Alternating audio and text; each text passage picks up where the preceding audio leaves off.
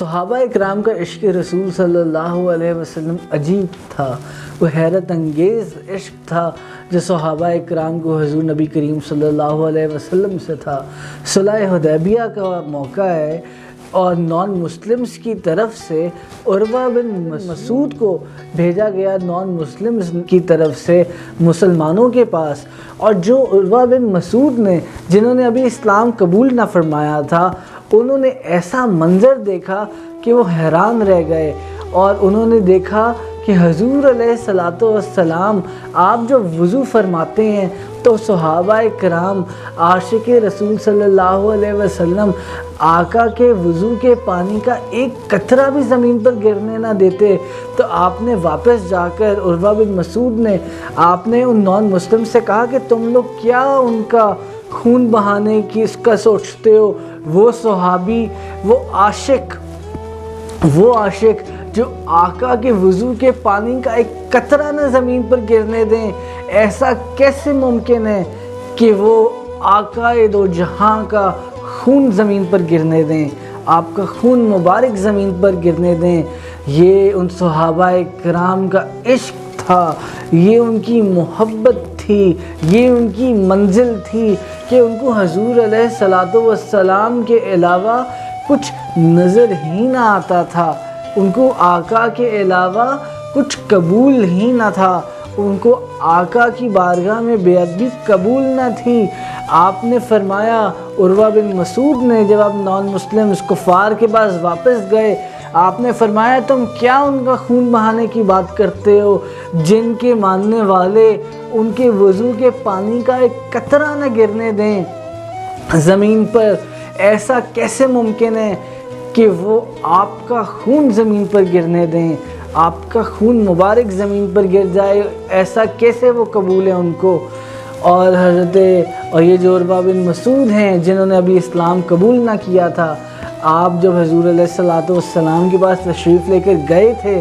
صلح حدیبیہ کے موقع کے اوپر کلام کرنے، اور آپ نے یہ سارا منظر دیکھا تو آپ حیران رہ گئے۔ تو آپ نے دیکھا کہ ایک بندہ ہے، وہ حضور نبی کریم صلی اللہ علیہ وسلم کے پاس کھڑا ہوا ہے، اور اس نے پورا آرمر پہنا ہوا ہے، اس کے جسم کا کوئی حصہ نظر نہیں آ رہا مگر صرف آرمر کی وجہ سے اس کی آنکھیں نظر آ رہی ہیں۔ تو عروہ بن مسعود نے جب کبھی بھی حضور نبی کریم صلی اللہ علیہ وسلم کی آگے بڑھ کر داڑھی مبارک کو پکڑنا چاہا تو اس بندے نے جو آرمر میں تھا، اس نے آپ کو اپنی تلوار سے مارتا، اپنی تلوار کے بٹ سے کہ پیچھے ہو جاؤ، تو اور کافی جلال کے اندر ایسے کرتا۔ تو عروہ بن مسعود حیران ہوتا اور وہ کہتا کہ یہ بندہ بہت رف ہے آپ لوگوں کے اندر، یہ کون ہے جو اس طرح میرے ساتھ کرتا ہے؟ جب کبھی بھی میں آپ کی طرف بڑھتا ہوں، آپ کی داڑھی مبارک کو ہاتھ لگانے کی کوشش کرتا ہوں تو یہ تلوار کا بٹ مجھے مارتا ہے اور مجھے پیچھے کر دیتا ہے۔ تو حضور نبی کریم صلی اللہ علیہ وسلم آپ مسکرائے، آپ نے فرمایا عروہ بن مسعود یہ تمہارا ہی نیفیو ہے، تمہارا ہی رشتہ دار ہے۔ تو عروہ بن مسعود واپس گیا اور اس نے کہا صلح حدیبیہ کے وقت جب وہ واپس گیا کفار کے بعد، اس نے کہا کہ جنگ کرنے کا سوچنا بھی نہ، کیونکہ میں کیسر و کسرا و نجاشی ان بڑے بڑے بادشاہوں کے درباروں میں بھی حاضری دے چکا ہوں، مگر جو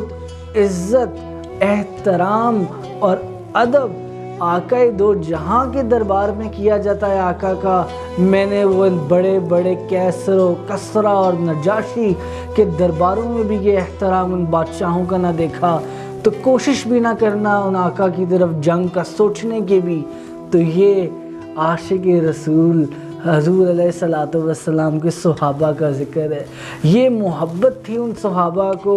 کہ آپ تو آقا کا وضو مبارک کے پانی کا ایک قطرہ بھی زمین پر گرنے نہ دیتے۔